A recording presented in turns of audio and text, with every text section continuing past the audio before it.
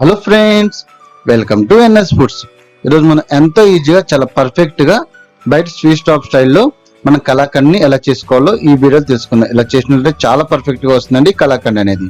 ముందుగా మీరు కనుక మా ఛానల్ ఫస్ట్ టైం చూస్తున్నట్లయితే మరిన్ని నాలుగు వీడియోల కోసం మా ఛానల్ సబ్స్క్రైబ్ చేసుకోండి. ఇప్పుడు తయారీ విధానం చూద్దాం. ముందుగా దీనికోసం ఈ విధంగా స్టీల్ డబ్బాని ఒకటి తీసుకొని దీనికి మనం నెయ్యి అనేది అప్లై చేసుకోవాలి. ఈ విధంగా నెయ్యి అనేది మొత్తం అప్లై చేసుకొని దీన్ని పక్కన పెట్టుకోవాలి. ఇప్పుడు ప్యాన్ లో 1 లీటర్ అనేది పాలు తీసుకుంటున్నాను.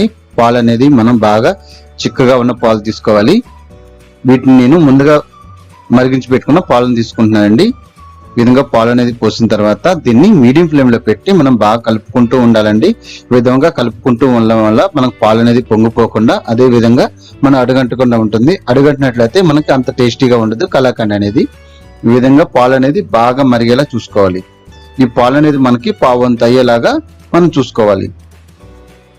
ఈ విధంగా పాలు అనేది ఈ విధంగా మనకు మరిగిన తర్వాత ఇప్పుడు ఇందులో కొంచెం నిమ్మరసాన్ని యాడ్ చేస్తున్నా అండి. నిమ్మరసం అది కొంచెం కొంచెంగా యాడ్ చేసుకోవాలి, ఒకేసారి మొత్తం యాడ్ చేసుకోకూడదు. ఈ విధంగా కొంచెం యాడ్ చేసి కలుపుకొని మరి ఇంకొంచెం యాడ్ చేసుకోవాలండి. నాకైతే ఒక బద్ద అయితే సరిపోయింది నిమ్మరసం అనేది. ఈ విధంగా కలుపుకుంటూ ఉంటే మనకి పాలు అనేది ఇరిగిపోతాయి అండి. ఈవెన్ గా చూసినట్లయితే నాకైతే ఒక ఆవు బద్దకే మనకి పాలు అనేది ఇరిగిపోయి ఈ విధంగా సరిపోయిందండి. ఈ విధంగా దీని మొత్తాన్ని మనం బాగా కలుపుకొని పాలు అనేది బాగా చిక్కగా అయ్యేలాగా మనం చూసుకోవాలి.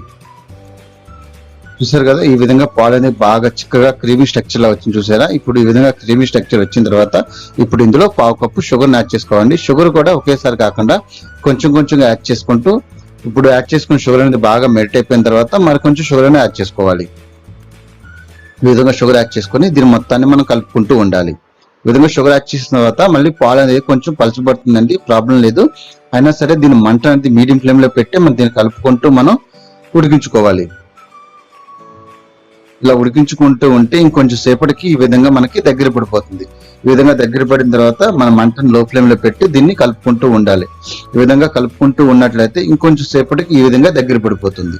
ఇప్పుడు ఇందులో 1 టేబుల్ స్పూన్ నెయ్యి అనేది యాడ్ చేసుకోవాలి. నెయ్యి వేయటం వల్ల మనకి కలాకండ్ అనేది ఇంకొంచెం టేస్ట్ అనేది ఎక్కువగా వస్తుంది.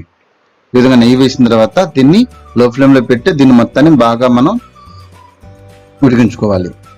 ఈ విధంగా బాగా కలుపుకుంటూ ఉండాలి. ఇప్పుడు ఇందులో కొంచెం పిస్తాను యాడ్ చేసినా అండి. కొంచెం సన్నగా కట్ చేసుకున్నటువంటి పిస్తాను యాడ్ చేస్తున్నాను. ఈ విధంగా పిస్తాను వేయటం వల్ల మనకి కలాకండ్ అనేది టేస్ట్ అనేది చాలా బాగుంటుంది. చూస్తానికి కూడా మంచి కలర్ఫుల్ గా ఉంటుంది కలాకండ్ అనేది. ఈ విధంగా బాగా మనకి దగ్గర పడిపోయిన తర్వాత ఇప్పుడు స్టవ్ ఆఫ్ చేసి పక్కకు తీసుకోవాలి. ఇప్పుడు వేడిగా ఉన్నప్పుడే మనం ముందుగా ప్రిపేర్ చేసుకున్నటువంటి డబ్బా ఉంది కదండి, ఆ డబ్బాలో వేసుకోవాలి. ఈ విధంగా వేడిగా ఉన్నప్పుడే డబ్బాలో వేసి